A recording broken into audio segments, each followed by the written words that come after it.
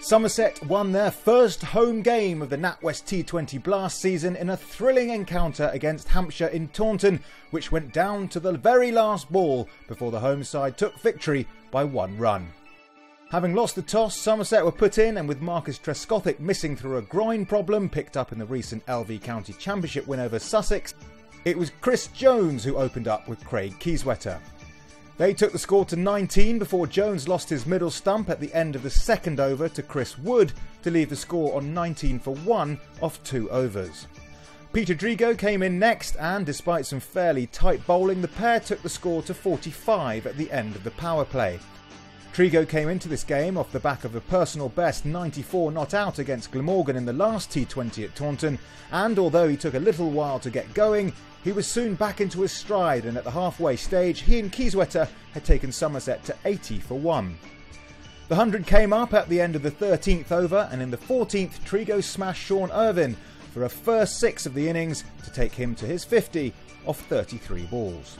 Kieswetter wasn't far behind Trigo, in fact it was the same over when he also hit Irvine to the ropes to bring up his 50. This seemed to click the pair into overdrive, and Kieswetter and Trigo both followed up their 50s with a couple more maximums.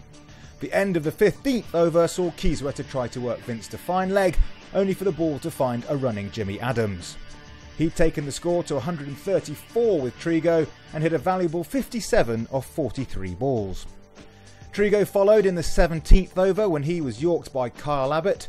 Once again though, Trigo had showed that he's one of the country's leading T20 players with a fine 76 from 48 balls that included 2 sixes and 7 fours. Alvaro Peterson never really got going and was on the end of a brilliant stumping by Adam Wheater in the penultimate over with the score on 161 for 4. Craig Mesheder managed to find the boundary on a couple of occasions, and at the halfway stage Somerset had set Hampshire an around par total of 177 to win. Michael Carberry hit the first ball of their reply for 4, but Trigo followed that up with the prize wicket of Hampshire captain James Vince, who nicked off first ball to James Hildreth in the slips. At the end of the 3rd over, Trigo had his 2nd wicket when Adams found Craig Overton in the deep to leave Hampshire 23 for 2. Carberry smashed Thomas for 15 in the 5th over, taking the score to 48 for 2. The England batsman was batting with Australian big hitter Glenn Maxwell, but it was Carberry peppering the crowd. It didn't take long though. Maxwell took a liking to Craig Overton in the 6th over, taking him for 2 fours to leave the visitors at 59 for 2 at the end of the power play. Mesheder then picked up the wicket of Carberry in the next over when the England man skied one to long on, where Max Waller held on to the catch. Carberry had made 38 off 24 balls. The batsman had crossed, and Maxwell hit his first maximum to take the score to 70 for 3 at the end of the 7th, with a run rate of 10. Waller was introduced, and the Aussie tried a reverse lap, but could only top edge the leg spinner to Kieswetter for a quickfire 21 off 13 balls. Overton and Waller bowled some tight overs, and Hampshire had to pinch runs where they could. Such was their eagerness, Owe Shah just managed to get back in after being sent back.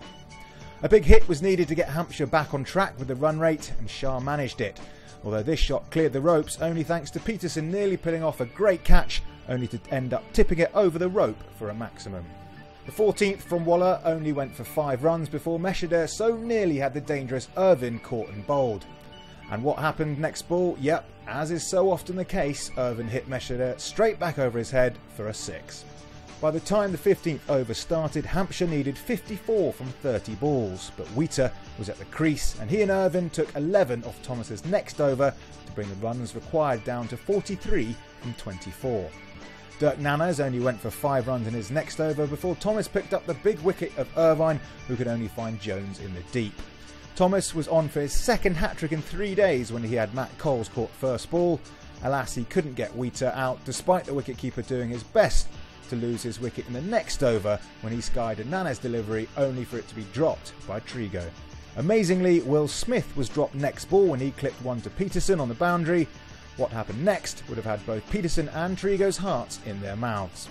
With 34 required from the last 12 balls, Smith hit Nannes for 2 sixes in the over to bring the runs required down to 17 off the last over. Wheater then hit Thomas for 4 off the first ball and then a single before Smith once again cleared the ropes to leave Hampshire needing 6 from 3 balls. A 2 and then a single followed, leaving Hampshire now leading 3 off the last ball to win. It was nervy times, but in Thomas, Somerset had one of the best bowlers in the country. He managed to keep a cool head, while Hampshire could only manage a leg bye off the last ball to give Somerset a victory by 1 run. It was a thrilling end to a very closely fought contest between 2 good one-day sides. That win sees Somerset move up to 3rd from bottom in the South Division with their 2nd win in 5 games. Next up for Somerset is a trip to Arundel to take on Sussex Sharks this Sunday.